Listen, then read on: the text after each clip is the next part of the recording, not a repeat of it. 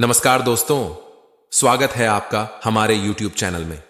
दोस्तों, आज हम आपको एक कथा का श्रवण कराने जा रहे हैं जिसके सुनने मात्र से आपके जीवन में सुख, संपत्ति और धन की वर्षा होगी। तो चलिए कथा को प्रारंभ करते हैं। एक बार माता पार्वती ने भगवान शिव से कहा, प्रभु, मैं देख रही हूं कि कुछ स्त्रियां शादी के तुरंत बाद विधवा हो रही हैं। आखिर ऐसा क्यों हो रहा है? मुझे लगता है कि यह न्याय नहीं है। फिर भगवान शिव ने माता पार्वती से कहा, आप जानना क्या चाहती हैं देवी? आप मुझे बताएं। अगर आप यह कहानी सुन रहे हैं तो पूरा सुनिए। इस कथा को आधा अधूरा छोड़कर जाने की गलती मत करिएगा, क्योंकि इस पवित्र कथा को पूरा सुनने से मन चाहे फल की प्राप्ति होगी। इसलिए इस कथा को पूरा सुने, जिससे भोलेनाथ का अनादर ना हो। देवी पार्वती भगवान शिव से कहती है, प्रभु, मेरे पास एक प्रश्न है जो मुझे विचलित कर रहा है। आप इसका उत्तर देकर संतुष्ट करने की कृपा करें। फिर भगवान शिव ने कहा, ठीक है, तुम अपने प्रश्न मुझे बताओ। मैं तुम्हें उनके उत्तर देकर तुम्हें पूरी तरह संतुष्ट करने का प्रयास करूंगा। कहिए देवी, आपका क्या प्रश्न है?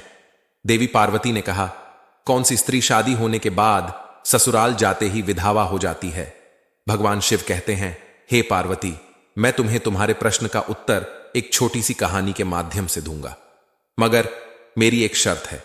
मैं तुम्हें जब तक कहानी सुनाऊं, तुम्हें कहानी को पूरे दिल से और अंत तक सुनना होगा, क्योंकि आधी अधूरी कहानी सुनने से आधा अधूरा ज्ञान प्राप्त होता है, जो जीवन में कभी काम नहीं आता। इसलिए कहानी को शुरू करने से पहले मेरा आपसे निवेदन है कि आप हमारी कहानी में खो जाएं, और इससे पहले हमारे चैनल को सब्सक्राइब कर लें और कहानी के अंत तक बने रहें।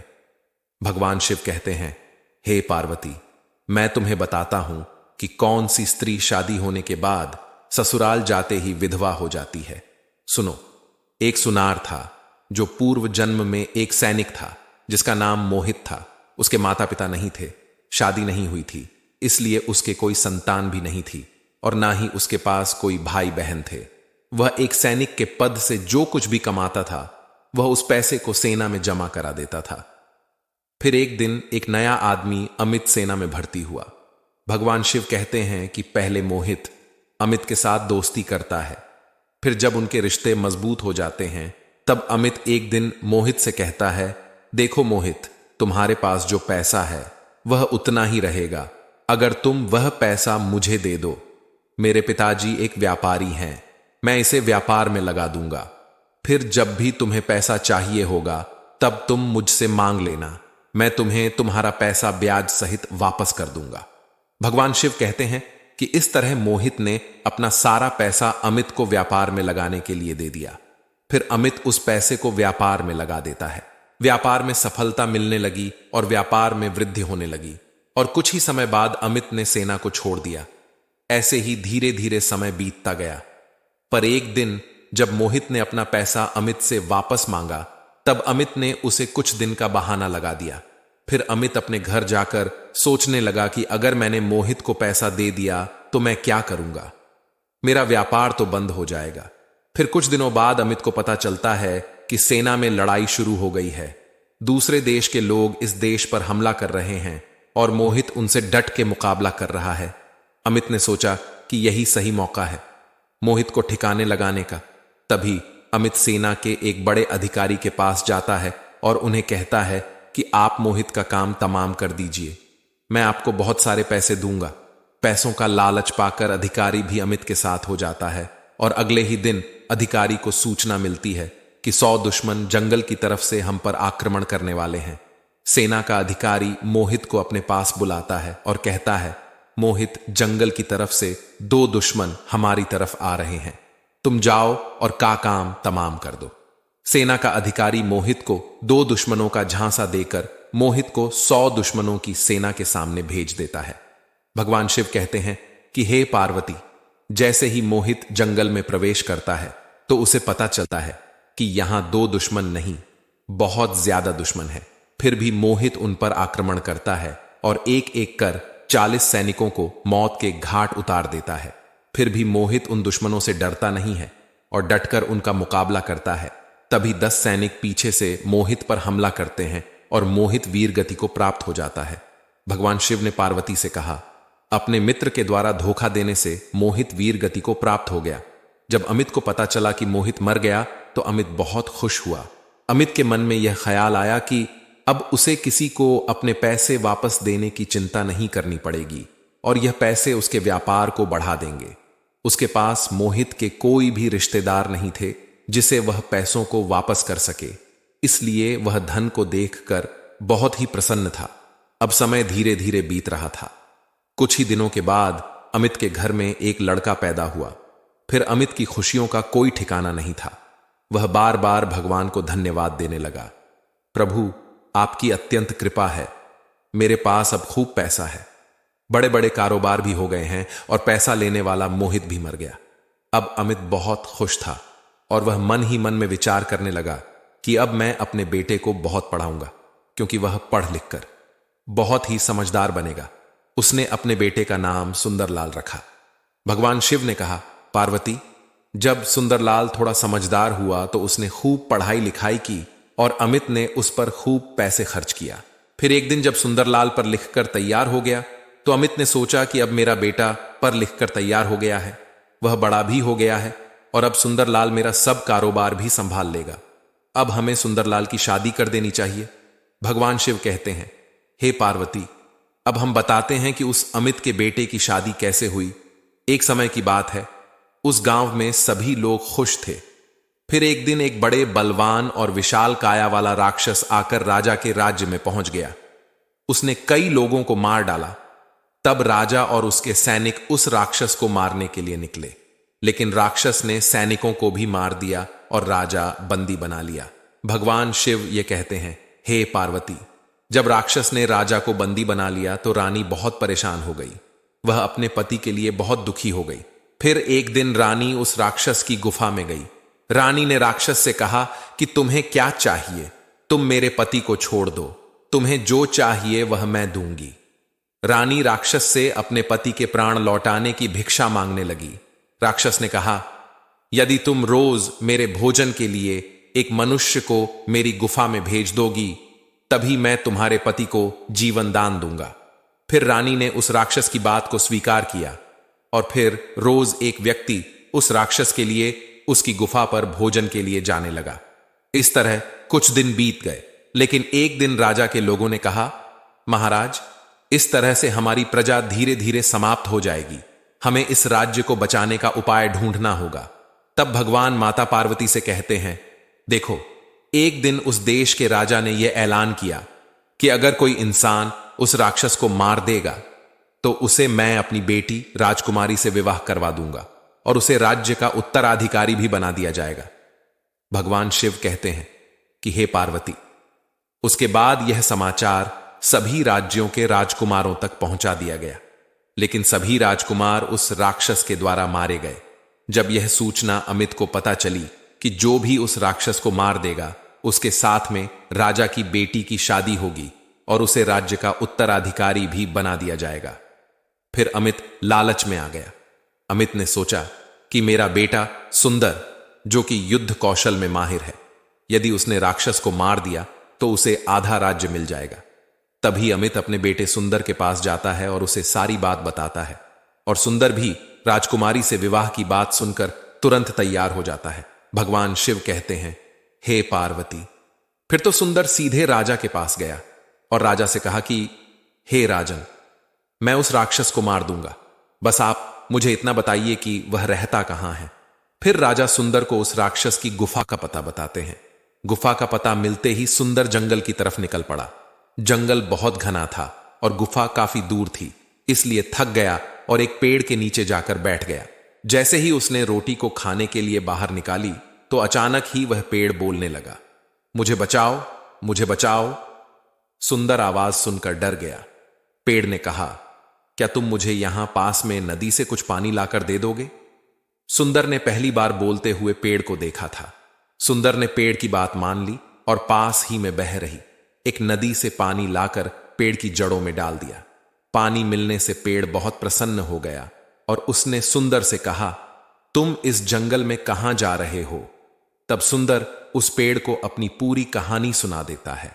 वह पेड़ एक जादुई पेड़ था। वह पेड़ सुंदर से कहता है कि उस राक्षस के आतंक के कारण जंगल के सारे जानवर बहुत डरे हुए हैं, क्योंकि उसने कई जानवरों को नष्ट कर दिया है। भगवान शिव कहते हैं, हे पार्वती, वह पेड़ भी उस राक्षस की वजह से काफी परेशान था। सभी जानवर उसे समाप्त करना चाहते हैं, लेकिन किसी में इतना साहस नहीं है कि उसे समाप्त कर सके। इस समय जादुई पेड़ सुंदर से कहता है, तुम मुझे बहादुर लग रहे हो, इसीलिए मैं बताती हूं तुम्हें कि उस राक्षस की मृत्यु कैसे हो सकती है। तब जादुई पेड़ सुंदर से कहता है, तुम 3 बार ओम नमः शिवाय का उच्चारण करो, जिससे तुम्हें मेरे अंदर से एक त्रिशूल प्राप्त होगा। उस त्रिशूल के प्रहार से ही उस राक्षस की मृत्यु हो सकती है। तभी सुंदर पेड़ की बात सुनकर 3 बार बोला, ओम नमः शिवाय, ओम नमः शिवाय, ओम नमः शिवाय का उच्चारण करता है। तभी सुंदर देखता है कि पेड़ में से एक जादुई त्रिशूल प्रकट होता है और सुंदर उसे ले लेता है। भगवान शिव के वचनों के अनुसार पार्वती ने कहा कि आपका त्रिशूल मिलने पर तो सुंदर ने निश्चित ही उस राक्षस का वध कर दिया होगा। तब भगवान शिव कहते हैं कि हे पार्वती, जैसे ही सुंदर को त्रिशूल प्राप्त हुआ तो वह उसे गुफा की ओर निकल पड़ा। थोड़ी दूर चलने के बाद उसने देखा कि यहां पर पेड़ों की संख्या बहुत कम है और जंगली जानवर भी यहां पर नहीं है।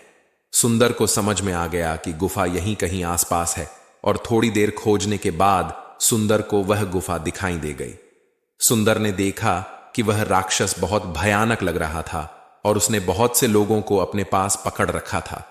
तभी सुंदर को कुछ समझ में नहीं आ रहा था कि आखिर वह कैसे इस त्रिशूल की सहायता से राक्षस का वध करे। भगवान शिव कहते हैं कि हे पार्वती, राक्षस ने देखा कि सुंदर के पास वही त्रिशूल है जिससे उसका वध हो सकता था। तभी राक्षस उसके सामने अच्छे बनने का ढोंग करने लगा। सुंदर को भी उसका ढोंग समझ में नहीं आया और तभी राक्षस सुंदर को मारने ही वाला था कि सुंदर ने उस त्रिशूल को राक्षस की छाती में घोंप दिया। त्रिशूल के लगते ही राक्षस का वध हो गया। वहां पर उपस्थित सभी लोगों ने सुंदर की बहुत प्रशंसा की, क्योंकि सुंदर ने ही उन्हें आज राक्षस से बचाया था। भगवान शिव कहते हैं, हे पार्वती, उन सब लोगों ने सुंदर की बहादुरी की बात राजा को बताई। तब राजा बहुत खुश हुआ और अपने वादे के मुताबिक उस राजा ने अपनी बेटी की शादी सुंदर के साथ करा दी और अपने राज्य का उत्तराधिकारी भी बना दिया। इस प्रकार उस सेठ के लड़के की शादी उस राजा की लड़की के साथ हो जाती है। अब कहानी आगे बढ़ती है। उस समय अमित के लड़के की शादी उस राजा की लड़की के साथ होती है और शादी होने के तुरंत बाद ही जब विदा होकर बहू रानी घर पर आती है तो अब अमित की खुशी का ठिकाना नहीं था। अमित मन में सोच रहा था कि बहू घर पर आ गई है, अब मेरा व्यापार मेरा बेटा संभालेगा और अब मुझे चिंता की कोई बात नहीं है। भगवान शिव कहते हैं, हे पार्वती, अमित इतना सोच ही रहा था कि तब तक सुंदर की अचानक तबीयत खराब हो जाती है। अमित के एक ही लड़का था, अब तो वह घबरा जाता है और अपने बेटे के पास दौड़ कर जाता है और अमित बहुत बड़े बड़े वेदों को बुलाता है और अपने लड़के का इलाज करवाता है, लेकिन दवा असर नहीं करती। बीमारी बढ़ती जा रही थी, पैसा बर्बाद हो रहा है, मगर बीमारी घटने का नाम नहीं ले रही है। फिर सुबह से लेकर शाम तक जितना भी पैसा अमित के पास था वह सारा पैसा अपने बेटे की बीमारी में लगा दिया, मगर फिर भी अपने बेटे को वह ठीक नहीं करा सका। अमित के पास कुछ नहीं बचा था।